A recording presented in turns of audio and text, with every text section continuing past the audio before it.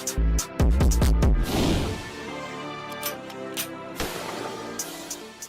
going on, everybody? You're now tuned into the Re-Up Podcast. With me today is my co-host, aka Hector61. Today we have a very special guest joining us live on Zoom.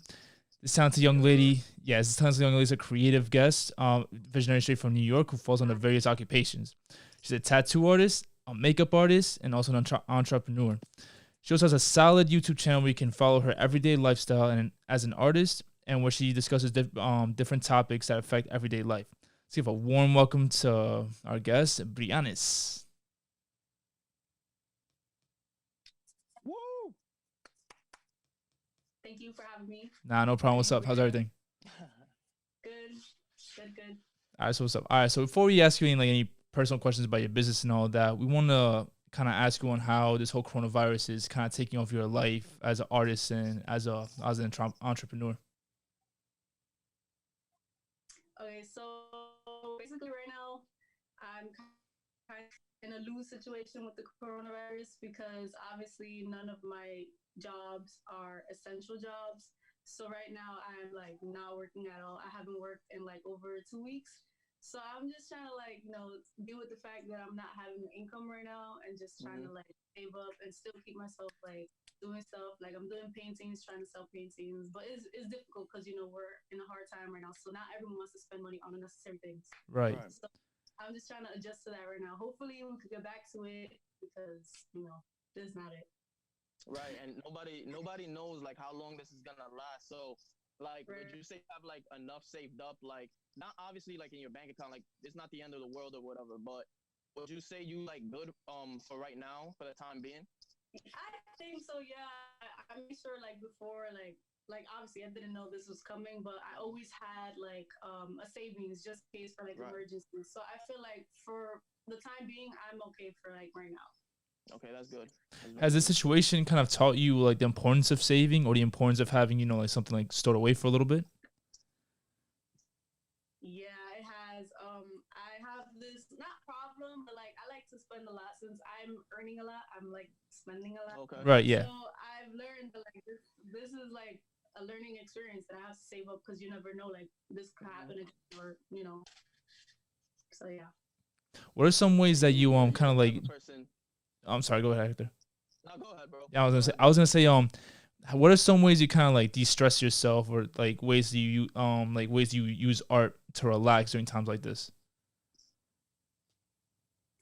I mean, I've been distressing myself, like I said, by painting, keeping myself distracted, just because like when I'm doing anything like what it has to do with tattooing or painting, drawing, it's just a distraction. So I'm forgetting like we're like in a crisis. So it's just to keep my mind off of stuff, and time flies by, so it's not that bad. I heard. Yeah. So have you ever done a Zoom interview like this before? I did it one time, but like, nah, it was weird. I don't know. right. You're more of a face-to-face person, right? Yeah. I think more face-to-face is more like we could connect better. Right. Of course. That I mean, trust me. Like me and my co-host, we when we set up our guests, we always obviously it's an in-person studio type of thing. So we're always excited whoever we're gonna meet. So when we found that this coronavirus situation was gonna take over, it was tough for us because from the start we were really like iffy how we were gonna continue. We knew like the possibility of doing this Skype thing, and then we found out about Zoom. But that face-to-face interaction is everything to us. We want to get to know you. We want to help you. We want to promote you. So it kind of like we don't want to be on that awkward shit where we're like we're doing it over the internet, and there's no like real like type of bonding. Yeah, like face-to-face type of thing. So it's like it's weird. It's weird for us, but we're getting used to it. Yeah, especially for your business too, because everything that you do is literally face to face, whether it's art or tattoos. Like everything is like a whole conversation type of piece. Like you're not just dead quiet tattooing somebody. Right. Or yeah. Yeah, it's hard, but we're adjusting slowly, right? Right. Absolutely. Right. So we've interviewed like many great guests on our podcast, but we haven't really gotten a chance to like really get to know and delve into an artist's like upbringing. So tell us a little bit about your upbringing, Brianis. Like where you're from, how'd you get started in the artistry game, and when did you kind of like find your calling for art in general? All right. So I was born and raised in New York City. Grew up there, obviously. I've been drawing since like little, since like elementary school. Like people always tell me like, "Oh, can you draw this for me?" And I'm just like, "Bruh, I don't like I don't want to do that, but like I'm gonna do it." And then like I always had that talent in me because my dad knows how to draw, so I kind of was born with it and Okay, just that's got tough. better. Yeah, I just got better over the years. In like high school, I could say that I like stopped drawing for a while because I was trying to like become a fashion designer because I was in like fashion industries, but that didn't work. So Okay. I went back to Okay. drawing. Went to college and then I dropped out to do makeup.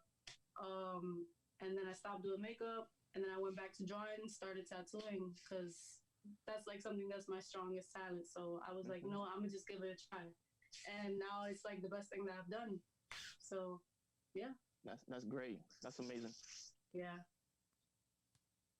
Are there any specific tattoo or makeup artists who inspire you to pursue this career? To be honest, not really. The biggest inspiration I had towards doing like makeup, for example, was my mom.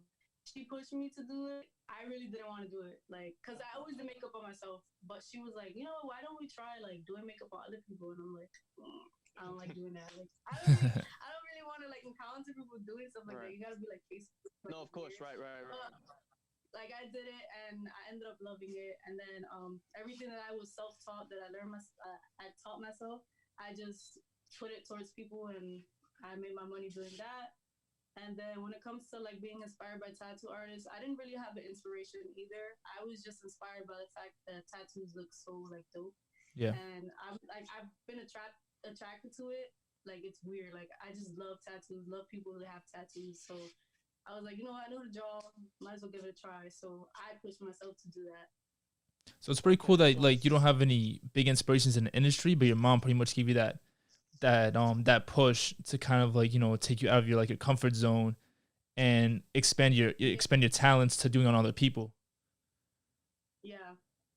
Like I don't really have anyone that could be like, oh my god, like I really want to like inspire myself to like, be like them or like not like that. Like I see people that their work is great, and I'm like, okay, I want to be able to be like that, but I don't have like a mhm. specific person, like you know, There's no like one person in general that kind of like highlighted you to go and pursue that thing.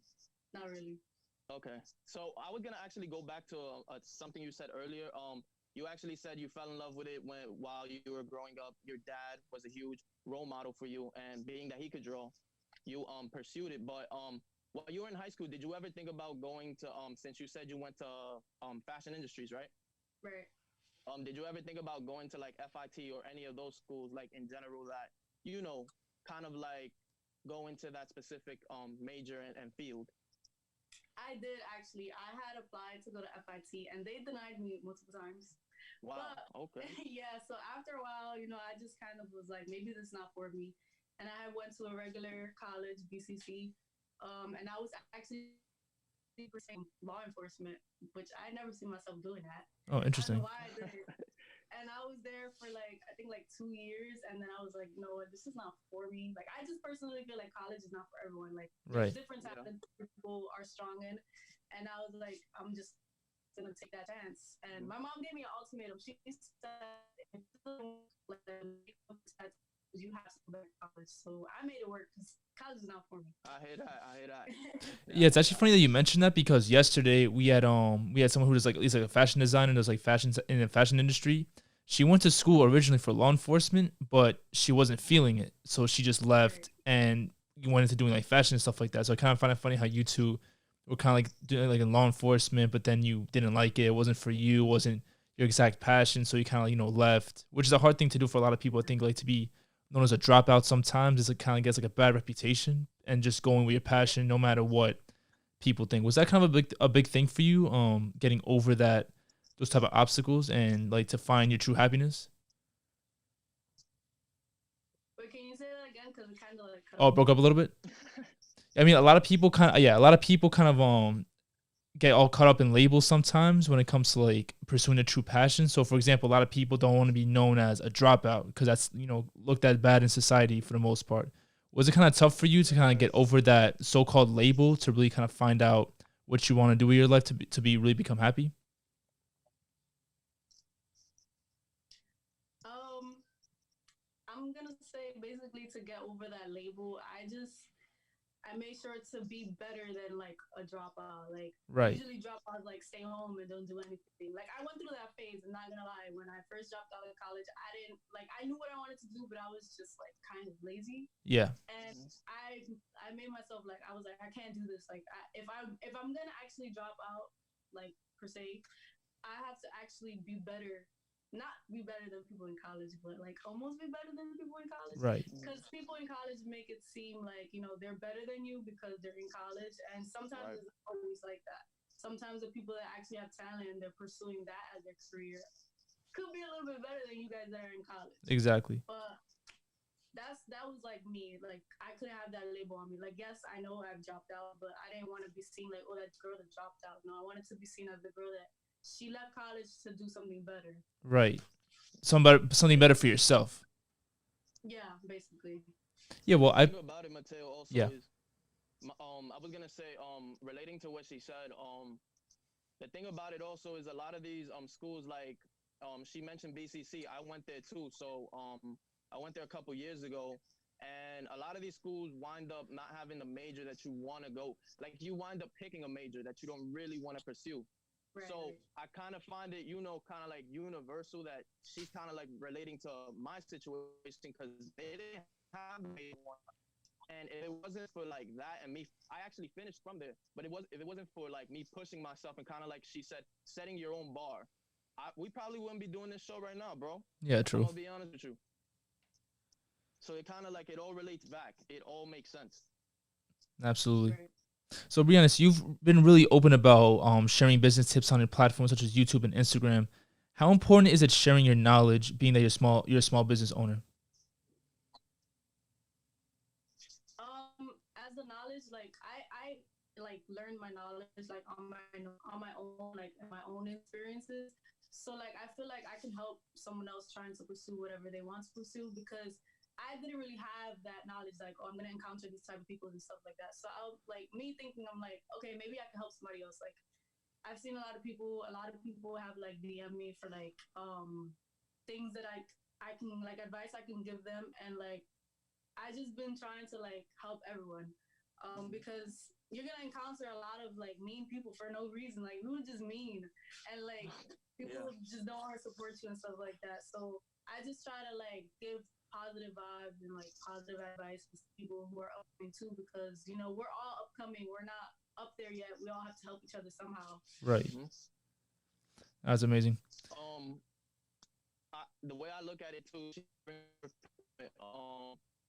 I actually saw your video. We actually saw your video yesterday. Where you were talking about why small businesses were failing, and I thought it was really interesting because you specifically said in this one part where you were like, I give back to people because they support me. So you do this kind of like raffle where you give away a free tattoo. The second prize gets us another specific gift, and the third prize is a pair of your boyfriend's brand's sunglasses. So can you talk a little bit about that, like about how that works and why you decide to go that route when it comes to business? So I decided to do like giveaways and raffles and stuff like that because I know that like sometimes I charge because I know my worth, so I charge a little bit higher. And I know not everyone can afford to like pay for stuff like that. And I know a lot of people would love to support me, so that's why I do like these giveaways and these raffles because I know, like I said, not everyone can afford it. And a lot of people support me, like people that I don't even know, and sometimes they can't make their way to New York or and I just want to give like anything shows like that's like something, even if it's like a pair of sunglasses, like at least I'm like giving back. Right. And not a lot of these like businesses, like in my video, I mentioned like Apple, like they don't do stuff like that because they already have their fan bases and they're billionaires and stuff like that. Right. So sometimes to maintain like your fan base and maintain people like to still love you, you have to give back sometimes. And even though it will be free, but you know, in return, you're getting people who will support you and love you no matter what. Absolutely. Right. How much of a factor do you think social media plays though? With the way the generation looks at the job market, because in your video you said you were talking about the small businesses, but like you said, you wound up like leaving school to pursue what you wanted to do, and you wound up making it work for you. So how much of a factor do you think, like Instagram, for example, um, it kind of makes kids kind of like not so much to like drop out, but when they see specific people kind of like, I don't go to school and look where I'm at now. How much of a factor do you think that plays? I think it plays a big fact. Sometimes it's a negative thing, sometimes it's positive. A lot of times kids see like, for example, somebody might like look up to me, and like for example, if you want to be a nurse, like obviously you have to go to school. Mhm. Like that's not a question. Right. But I feel like if you see someone else like do it, maybe you should try it. Like school is always gonna be there. You can always Mm-hmm. go back if stuff doesn't Exactly. work out. But there are times where it works in a negative way, and people see other people not in college, and they're like, "Oh well, I don't have to go to college because I could do this," and whatever they're doing might not be as successful as someone else. So it's both. It's like positive, negative. I guess it depends on the person also. The person has to be either like persistent in getting what they want to get done, or Mm-hmm. they're lazy and not do it and just like be a dropout like for no reason. Right. So yeah. I feel like money wise is a very smart decision too, because why spend thousands of dollars on something you hate when you could invest that money into stuff that you love to do for your business. So in your case, makeup, ink, countless other things that cost a lot of money, just to keep on doing what you're doing. So I think from a money standpoint, even if you just want to like save your money and work and kind of like save up for something, I think it's a smarter idea sometimes for people just to do that instead of spending thousands of dollars at school and they don't know exactly what route they want to go into. Yeah, I think money plays a part too because a lot of the times, obviously, people like from where I'm from, minorities and stuff like that, we don't have money to pay for college. So we're going to college and Mm-hmm. we're going to pay debt for like the Yeah, rest of our life. Like it's when we die, it's gonna go to our children. Like I don't want to have that lifestyle to be honest. I don't want to be paying for a school that like I Trust me, hate. we're dealing with that right now. Even like me too. Like when I dropped out, I literally dropped out of a class because I couldn't pay attention. So I just never wanted to do it. I owed the school like three been there. thousand dollars or something like that for like one class. So it's like it sucks Y- because No, we don't absolutely have the right. money to pay for it. But in order for our life to get better, we have to go to college. But Yeah. then we're in debt for the rest of our lives. Yeah, it doesn't make any So sense. I mean, for me personally, I don't think I would be in school if I was like if I knew already that I had to be like thousands of dollars in debt. Luckily, I went to junior college. That was Same. that was pretty cheap. Went to another school and transferred to St. Francis College. They ended up giving me a lot of money for that to the point where like it was affordable for me to to go to school and I didn't have to like take out like that many loans and stuff like that and like being like this huge pile of debt that everyone in our generation seems to be getting into for the most part. So, you know, yeah, like money really does play a huge role when it comes to to education. But yeah. switching topics, we've known that you travel to LA, Alabama, and Miami, just to name a few states and cities. Sorry, what was I gonna say? Yeah.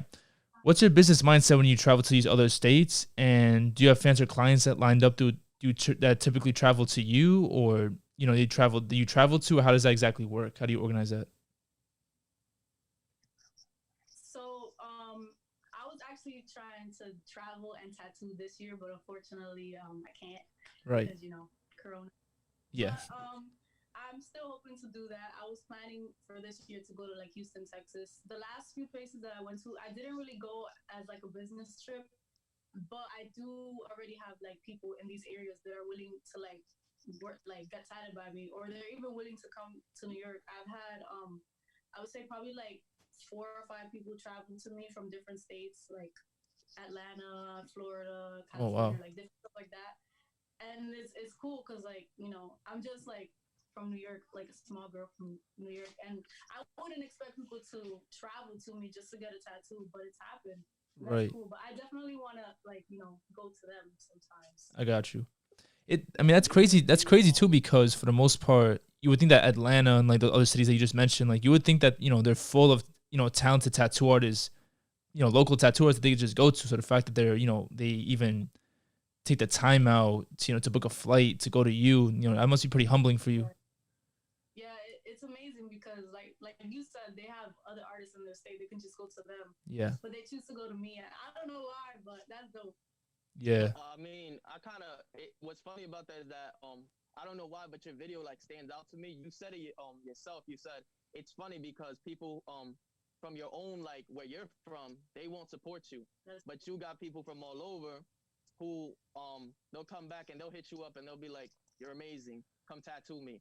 So like, do you get starstruck though when you hear that your work has traveled, like, and that the word on the street is like Brianis's tattoos amazing? I wouldn't say starstruck, but it is like it is great to like see that like my work is going far. Um, it's sad that like you said, people in my neighborhood don't support me, but it's cool. You know, I can't force people to support what they don't want to support. But yeah, like seeing other people from other countries and other states like support me and like saying my work is great, that makes me feel like great about myself because my goal is for like to be known worldwide. Like I Mm-hmm. just want to be known for like my artwork, my uniqueness. Like that's just great.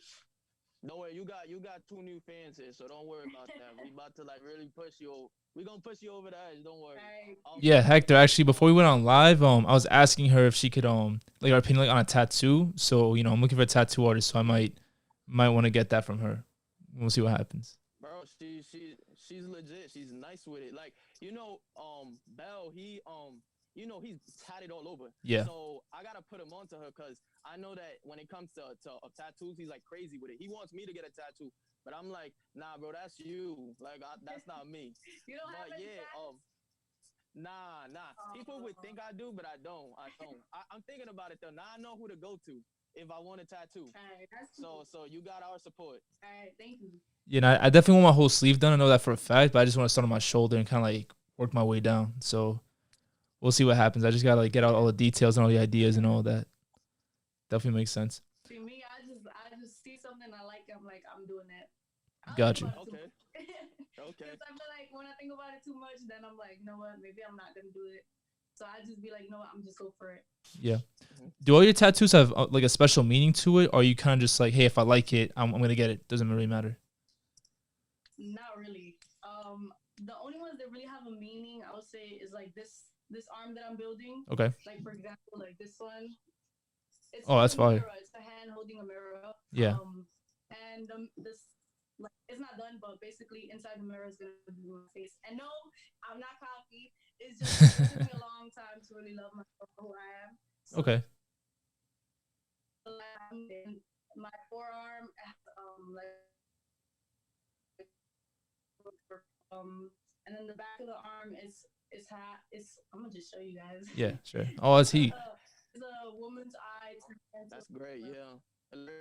yeah. That one is big, showing that I'm not just a girl. I got you.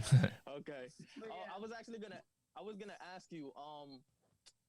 I was just about to ask you. Okay, so how tough is that though?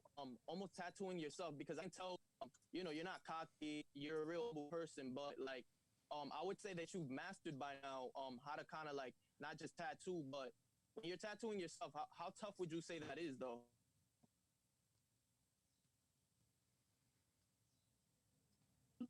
It was to say like I'm tatting someone else. I guess the most difficult part is to be able to control my pain tolerance. Um, Usually when someone else does a tattoo on me, I can take the pain, but after a while I'm just like but like doing it on myself, like I'm determined to finish, so I'm not really paying attention to the pain. But then sometimes the pain kicks in. The most hard part about tattooing myself is just not procrastinating. I Okay. procrastinated with the one that I did on my leg. It took me like almost an entire day to finish because I kept stopping and because like the position that I was in was painful, and then like it was just a lot. But every time that I've done another tattoo, I just try to finish it. That's the thing. I don't want to go back to it. Like, it's not a huge tattoo. It's like I can finish it right away. It's just like my mind level. Like, I have to pay attention and stay focused. Okay. So you have to stay diligent with it. You have to take your time and kind of like almost like know exactly what you're doing because you don't want to make a mistake, right? Right. And then it's myself, so it's a little bit harder to see it. Like, Okay, right. Like, you know, it's my eye level. I can see it properly, but like my leg or my arm is weird positions. The blind spot, basically. You have to. Basically, yeah. Okay. Do you tattoo in front of a mirror when you do that to kind of like see like a different angle from from like a different angle, pretty much? No. I just like whatever I can see. That's what I'm getting at. Gotcha. Okay. How many tattoos do you have by now? I have 13. Wow. Oh wow, Yeah. that's dope. And how many like what would you say, not so much your goal, but how much are you, is it gonna be like an endless thing? Like you're not gonna tattoo your whole body, but Well, she might. I mean, who knows? what's a number for you that you would say? But you know, who knows? I don't know. I don't really have a number. I mean, I'm just trying to like I want to finish like both my arms. I would like to tattoo like I want to get a sleeve on my leg, which I'm trying to I'm designing that myself, but I wouldn't be able to do it like because Right. it's too much work. Okay. I don't really have a number. Like I don't want to be like tatted up like my face and shit. Right. Okay, I was gonna ask you how you feel about face tats, because I feel like face tats are kind of like, I don't know if they're making a comeback, if that was like a thing in the past, but I feel like a lot of people have face tats nowadays. Right. I think face tats are cool. Like I wouldn't do it. Yeah. But like sometimes I see it on other people and I think like it looks kind of cool. Yeah. I mean, you gotta know how to rock it. If you're a girl, like it's easier to cover up. Mm-hmm. But I don't know. I wouldn't personally do that. Right. Yeah. I think Kaylani, she has a dope she has like a paper plane on the side, like by her cheek or by her eye, something like that. I think that was pretty cool. Yeah. Like some people make it look fire. Yeah. But Yeah, that's true. That's true. I guess I don't know. I wouldn't do that. Yeah. I feel like the subtle face tats like look fire, like little details, he like above her eyebrow, like somewhere like over here, something like that. Like the one Blueface has, like all over his cheek. Like, I mean, I'm used to seeing it by now, but that's all right.